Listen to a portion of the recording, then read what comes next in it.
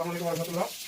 আজকে আর কি খুবই জরুরি জিনিস আলোচনা করবো যে আমাদের টয়লেটে লাইনে দেখা গেছে যে বেশিরভাগ সময় 5-6 মাস পর পানি বৃষ্টি হয়ে যেতে কমে এটা পরিষ্কার করার জন্য অনেক টাকা খরচ করতে হয়, সেটা মিস্ত্রি টাকা, তারপরে তাদের হাইড্রোলিক মেশিন ঠিক করা অনেক ঝামেলা থাকে।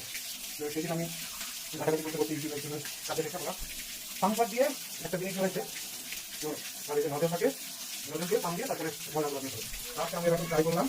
ট্রাই করার পর আলহামদুলিল্লাহ সাকসেসফুল। তাতে আমি আমার একটা পুরান ট্যাপ ছিল, পুরান একটা ট্যাপ ছিল সিঙ্কের, সেটা ফুল সিঙ্ক করে এই জায়গাটা ঘর করছি দুর্গান দিয়ে।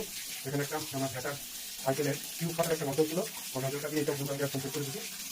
তারপরে এখানে ঠিক করে পাম্প দিচ্ছি, পাম্প দেওয়ার পরে সেটা করে দেখেন কত মজা করছি। আবার আপনাদের দেখা করছি যে ঘুরে ঘুরে এটা সেট করলাম। দেখেন লক্ষ্য রাখতে হবে জানি কি এয়ারটেকটা মোটামুটি এয়ারটেক পানি করছে না। আমি এই যে নজর দুটো পাট আছে, এটা নজরটা লাগাবো।